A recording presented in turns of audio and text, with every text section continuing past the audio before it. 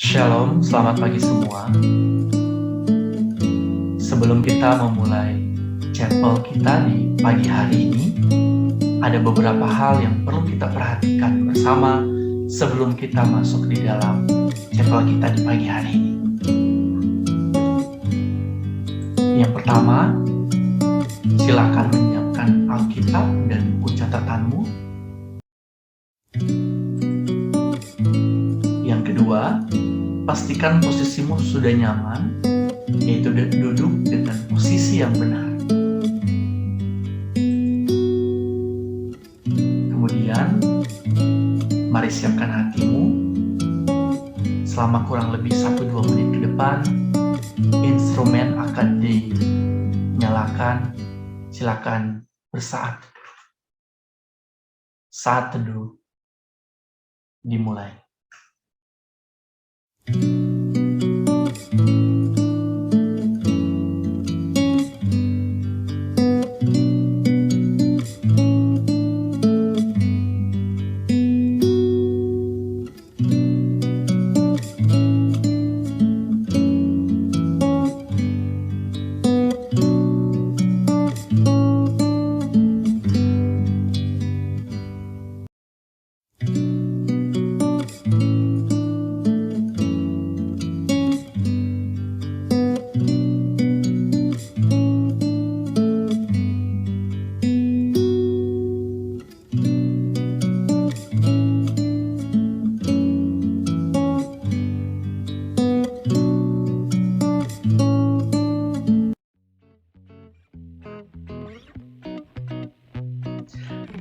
Shalom, selamat pagi semua.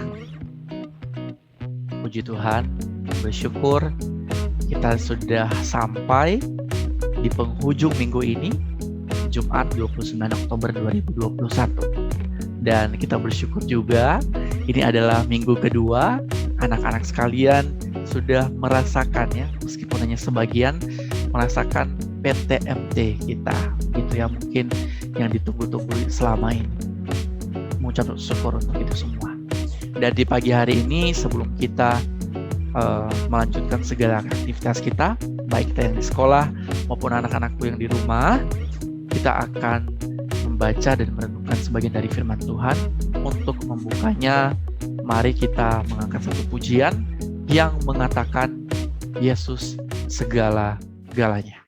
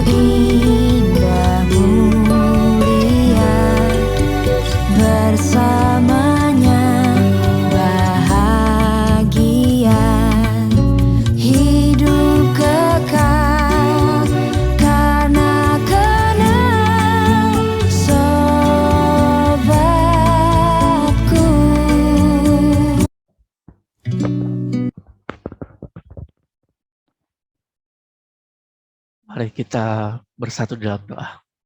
Tundukkan kepala, kita berdoa.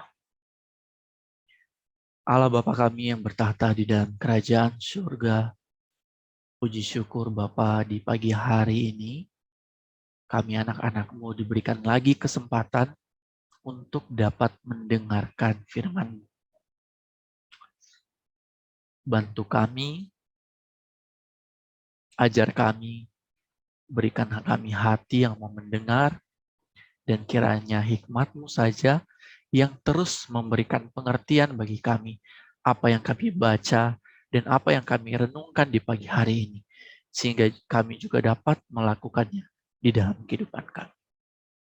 Ini kami Bapa yang baik, ke dalam tangan-Mu kami serahkan semua chapel ini. Amin.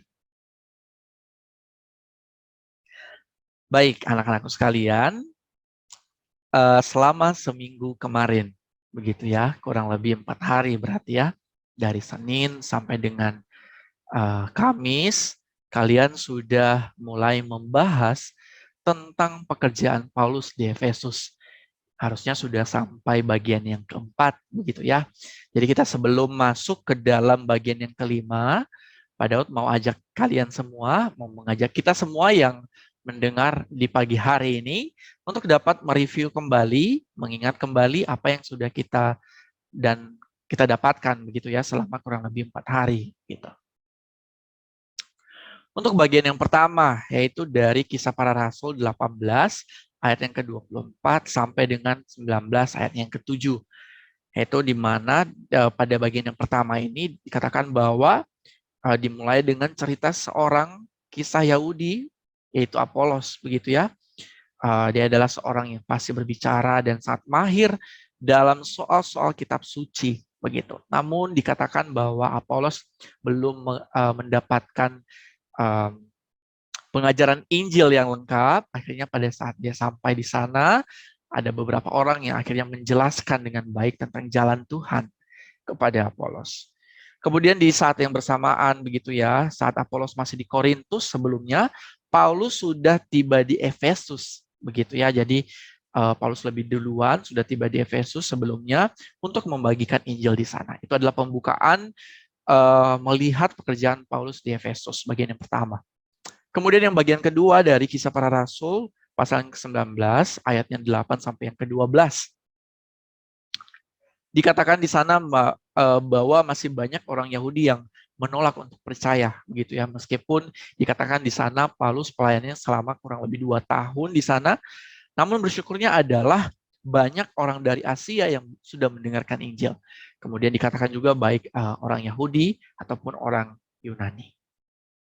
Di bagian yang ketiga kita bisa melihat di dalam Kisah Para Rasul pasal yang 20-an, ayatnya yang ke-17 sampai dengan ayatnya yang ke-27. Yaitu dikatakan di sana setelah meninggalkan Efesus, Paulus kembali untuk kunjungan yang terakhir, gitu ya. Nah, pada saat kunjungan yang terakhir itu ada 2 hal yang dihimbau atau ditekankan oleh Paulus pada jemaat di sana bisa terlihat pada ayat yang ke-21. Yaitu dikatakan untuk bertobat kepada Allah dan percaya kepada Yesus Kristus. Kemudian dikatakan juga meskipun perjalanan berikutnya penuh bahaya, begitu ya, perjalanan Paulus itu di dalam memberitakan Injil itu sangat berbahaya, bahkan bisa mengambil nyawanya sekalipun. Ia mengatakan bahwa lebih penting untuk menyelesaikan pelayanannya dan memberi kesaksian tentang Injil, gitu ya. Bahkan Paulus mengatakan dia harus sampai pada garis akhir, gitu ya, di dalam pelayanannya. Bukan mungkin ya. Sepertinya saat ini kita jarang melihat orang-orang seperti ini. Yang terus diberkati di dalam pelayanannya dan tetap setia sampai akhir.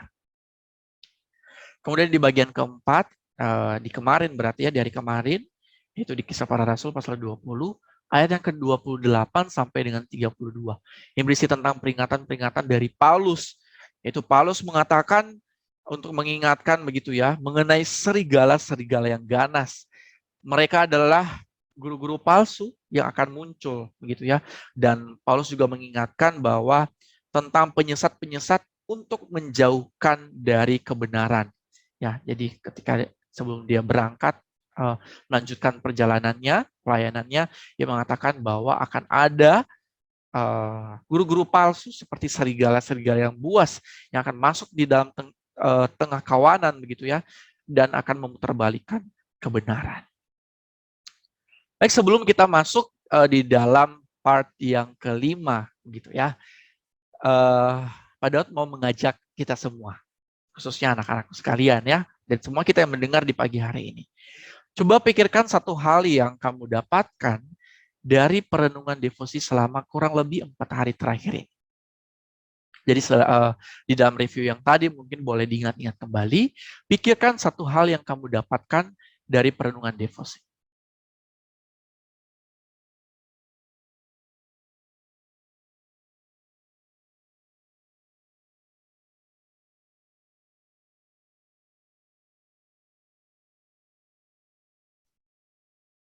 Baik, semoga sudah dipikirkan kembali dan direnungkan. Gitu ya. Satu hal saja yang menjadi sesuatu yang baru ketika sudah membaca dan membahas perenungan dari hari pertama sampai yang keempat sebelum kita masuk di bagian yang kelima saat ini.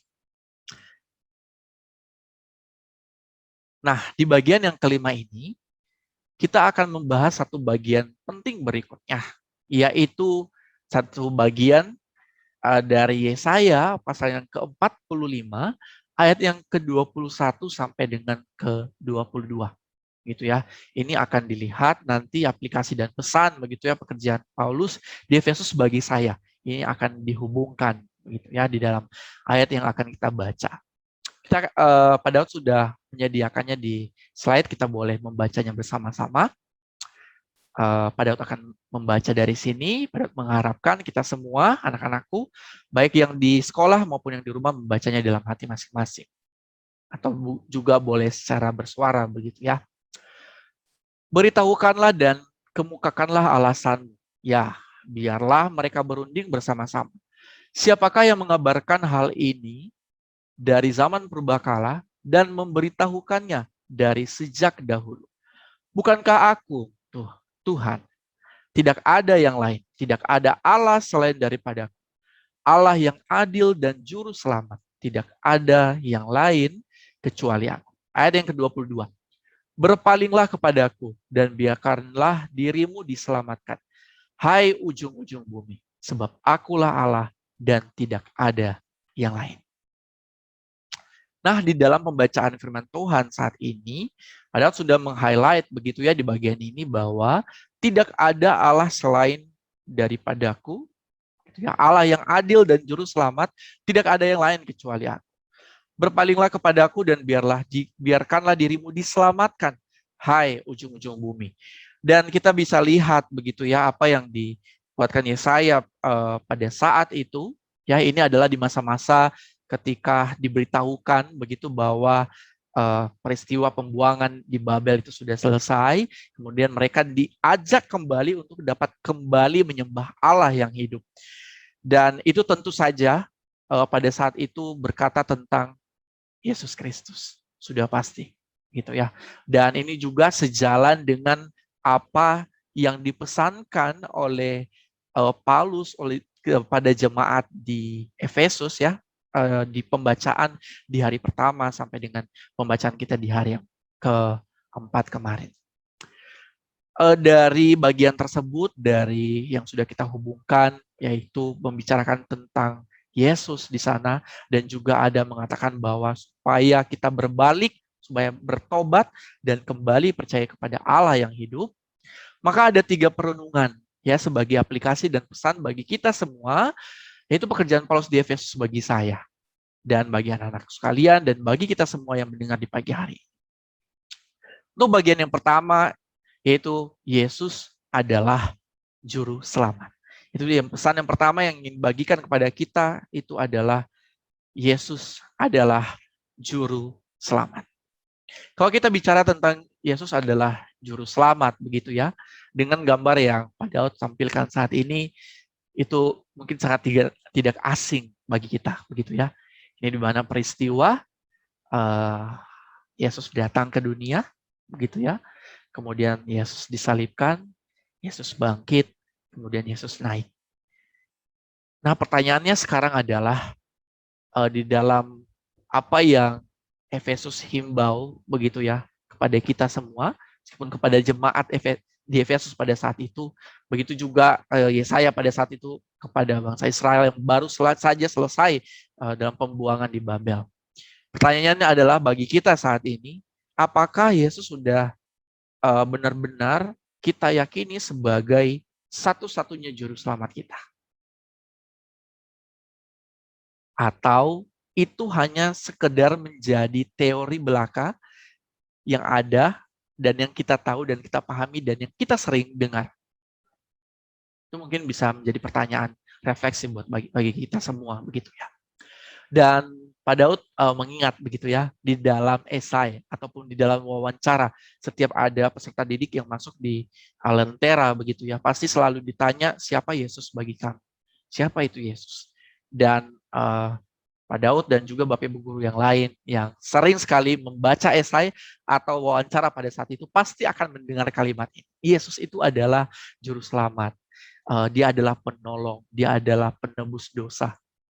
Dan pertanyaannya adalah, ketika kita menyampaikan itu, ketika anak-anakku sekalian menyampaikan itu, apakah benar-benar itu benar-benar diyakini dan diimani di dalam hidup masing-masing? Atau hanya sekedar lip service belaka, begitu ya? Atau mungkinnya, gitu ya, Yesus itu bukan juru selamat buat kita. Mungkin juru selamat kita itu adalah hal-hal yang paling tidak bisa kita lepas, yang paling melekat di dalam diri kita, sehari-hari, atau yang mungkin ada di sekitar kita saat ini, yang kita tidak bisa lepas darinya. Apakah demikian? Atau memang benar, Yesus itu adalah satu-satunya juru selamat di dalam kehidupan kita?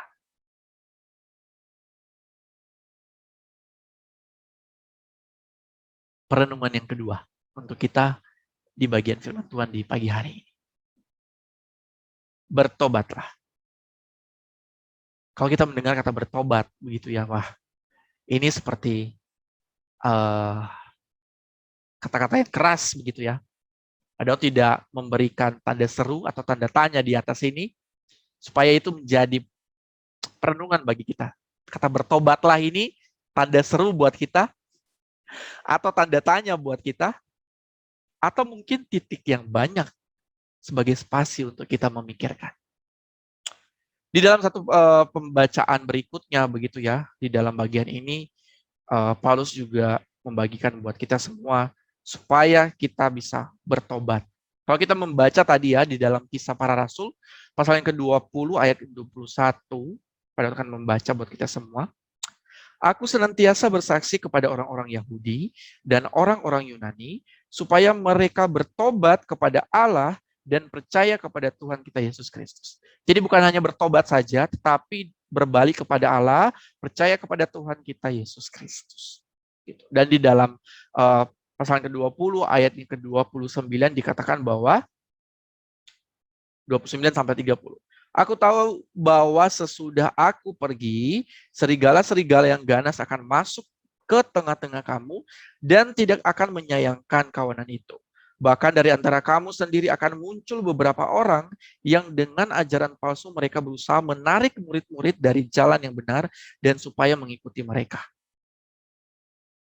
Ya, harus segera bertobat. Karena kenapa? Di zaman kita sekarang ini akan banyak sekali guru-guru palsu. Ya, kalau Paulus mengibaratkan pada jemaat di Efesus pada saat itu adalah mereka seperti serigala-serigala.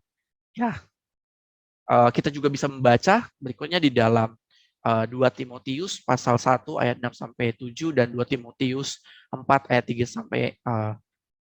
sampai 4. Pada akan membaca buat kita semua mulai dari 1 Timotius duluan ayat yang ke-6.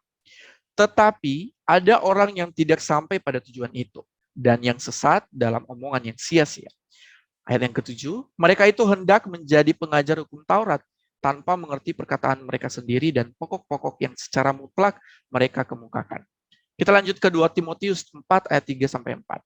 Karena akan datang waktunya orang tidak dapat lagi menerima ajaran sehat, tetapi mereka akan mengumpulkan guru-guru menurut kehendaknya untuk memuaskan keinginannya, telinganya. Mereka akan memalingkan telinganya dari kebenaran dan membukanya bagi dongeng. Ya, dalam ini Paulus bukan hanya sekedar mengatakan bertobatlah, tapi Paulus membukakan bahwa lihatlah, sebentar lagi akan ada di sekitarmu guru-guru palsu ini yang menyebarkan ajaran-ajaran sesat, dan mereka dianggap sebagai serigala. Mereka akan datang di kawan-kawanan domba, di antara orang-orang yang percaya mereka akan menyebarkan Injil yang tidak benar atau Injil yang sudah diputarbalikan. Dan mereka-mereka ini adalah mereka yang dipengaruhi oleh ambisi-ambisi pribadi untuk mendirikan kerajaan mereka sendiri atau oleh keserakahan akan uang, akan kuasa, ataupun juga akan popularitas. Jadi guru-guru palsu ini begitu ya, atau serigala-serigala ini yang haus ini dan buas ini, mereka itu diibaratkan sebagai orang-orang yang memutarbalikkan Injil.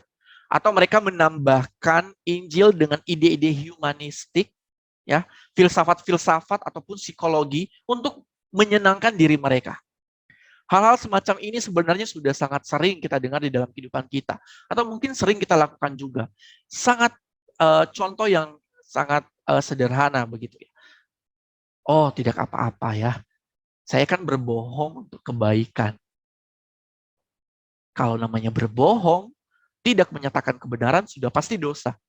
Tidak ada dosa karena kebaikan. Tidak ada dosa untuk kebaikan. Kalau dosa tetap dosa. Gitu ya. Tapi seringkali kita mengatakan, oh, tidak apa-apa kok. Ini kan saya berbohong karena saya prihatin atau saya mengasihi dia. Makanya saya berbohong. Hati-hati dengan hal-hal semacam ini. Kemudian juga kita diajak untuk dapat bertobat untuk meninggalkan dosa-dosa favorit kita. Padahal tidak tahu ya, kita masing-masing pasti ada dosa-dosa favorit yang mungkin sangat sering kita lakukan. Mungkin kita terus berusaha begitu ya untuk dapat lepas dari hal tersebut, tetapi dia selalu ada, merajalela. Begitu ya, ada selalu di samping kita, di pikiran kita, di perkataan kita, bahkan di tingkah laku kita. Dia selalu ada. Mungkin kita yang waktu kita lebih banyak menghabiskan waktu di sosial media, bermain games begitu ya sepanjang hari. Begitu ya. Dan waktu untuk membaca firman Tuhan, di mana Tuhan memberitakan semua kebenaran Injilnya di dalam situ, kita tidak punya waktu. Kita alasan, aduh, saya terlalu sibuk. Aduh, terlalu capek pulang dari sekolah, saya sudah banyak tugas, tidak ada waktu lagi. Tapi ketika melihat gadget, melihat games, melihat sosial media, matanya melek sampai pagi. Bertobatlah. Atau mungkin kita yang sampai sekarang masih suka bully ya, baik secara verbal atau non-verbal. Bertobatlah. Atau mungkin kita yang sering berbohong, menipu, gitu ya. Atau bahkan mungkin di kelas-kelas online seperti saat ini, atau di zaman-zaman pandemi seperti ini ya. Oh iya, saya izin sakit. Oh, ternyata bukan sakit, tapi malas begitu ya. Mungkin terlambat bangun hari itu. Jadi malas ikut kelas online. Aduh Pak, sinyal. Aduh Pak, terganggu device-nya. Tidak bisa menyalakan kamera. Padahal tidak demikian. Padahal tidak sedang mengatakan bahwa semua yang non-aktif kamera itu berarti berbohong ya, tidak demikian. Tapi kadang-kadang gitu ya, untuk mengingatkan kita kembali. Jika ada yang demikian, bertobatlah. Atau mungkin dari anak-anakku sekalian sering sekali membantah orang tua atau bahkan volume suaranya melebihi dari volume suara orang tua ketika sedang ditegur melakukan sebuah kesalahan. Bertobatlah. Tidak ada kata terlambat untuk bertobat. Dan di dalam pertobatan yang sejati itu bukan karena hasil usahamu, bukan akan hasil usaha kita sendiri, tapi kita minta bantuan dari Tuhan, dari Allah kita, untuk memampukan kita berhenti dari semua dosa-dosa kita. Allah sangat mengasihi kamu. Bertobatlah. Bagian terakhir. Yang ketiga. Kobarkan semangat memberitakan Injil. Ya, kobarkan semangat memberitakan Injil. Kita sudah lihat tadi bagaimana pelayanan Paulus ya di salah satunya di jemaat Efesus begitu ya. Dan setelah selesai dari situ, dia mengatakan tadi ya, meskipun dia tahu ke depan banyak bahaya-bahaya yang mungkin bisa saja menggerogoti dagingnya, bahkan dia mungkin bisa mati begitu ya. Tapi dia mengatakan saya harus sampai ke garis finish pelayanan saya. Karena itu yang lebih penting, yaitu mengabarkan Injil. Untuk konteks bagi kita sekarang, khususnya buat anak-anakku sekalian, di dalam mengabarkan atau memberitakan Injil ini tidak harus kamu harus berdiri di mimbar begitu ya, atau membuat video online tentang membahas firman Tuhan kemudian dibagikan di sosial media. Tidak harus seperti itu. Yang kita bisa lakukan adalah memelihara pikiran kita, perkataan kita, dan perbuatan kita sesuai dengan apa yang Tuhan mau. Dengan demikian, sesama kita, ya orang-orang di sekitar kita, bisa merasakan kita sedang membagikan Injil itu sendiri. Pertanyaannya lalu apa sih inti dari Injil yang kita bagikan tentang Kristus? Intinya secara umum ada, yang pertama, kita sudah tahu bahwa kita ada karena Allah sangat mengasihi kita. Bahkan ia mengaruniakan anaknya yang tunggal satu-satunya untuk membuktikan kasih dan keadilan Allah, gitu ya. Jadi dia mengaruniakan anaknya yang tunggal kemudian mati di kayu salib. Itu adalah puncak di mana kasih dan keadilan Allah dinyatakan bagi kita. Harusnya kita yang menerima murka, begitu ya. Tetapi karena begitu besar kasih Allah akan dunia ini, maka ia mengaruniakan anak yang tunggal supaya setiap orang yang percaya tidak binasa, melainkan beroleh hidup yang kekal. Kemudian inti berikutnya adalah bukan hanya sampai di situ saja, bukan hanya sampai di kematian Kristus saja, tapi dia bangkit.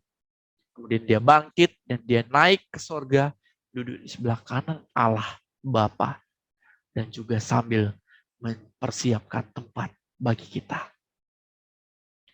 Apakah semangat memberitakan Injilmu masih ada? Atau kamu masih mengatakan, saya kan masih muda, Pak. Saya kan bukan pengkhotbah. Saya bukan pendeta, Pak. Buat apa saya mengabarkan Injil? Ingat, Allah sangat mengasihi kamu. Marilah terus mengobarkan semangat memberitakan Injil yang secara sederhana saja. Di dalam lingkungan terkecil kita. Di dalam keluarga kita. Mungkin bisa dimulai dari pikiran kita duluan. Perkataan kita. Dan tingkah laku kita. Yang dilakukan, dipikirkan, diperkatakan sesuai dengan apa yang Tuhan mau. Bagaimana kita bisa tahu apa yang Tuhan mau? Baca Alkitab. Sehingga kita bisa tahu. Sehingga kamu bisa tahu, anak-anakku sekalian bisa tahu apa yang Tuhan mau di dalam kehidupan kita. Amin untuk kebenaran firman Tuhan. Mari kita bersatu dalam doa. Bapa yang baik, kami sudah selesai membaca dan merenungkan sebagian dari firman Tuhan.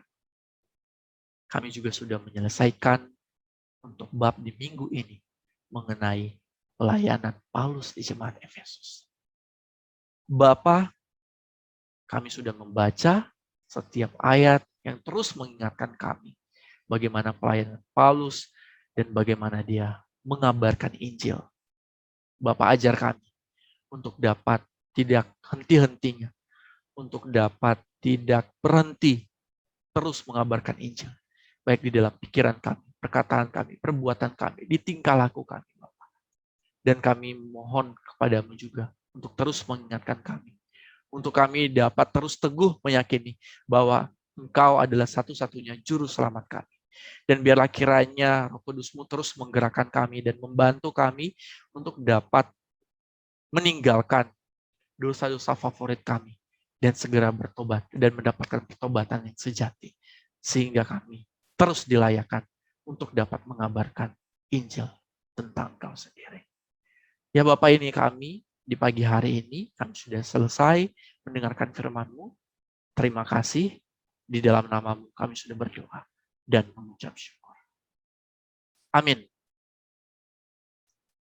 Tuhan Yesus memberkati.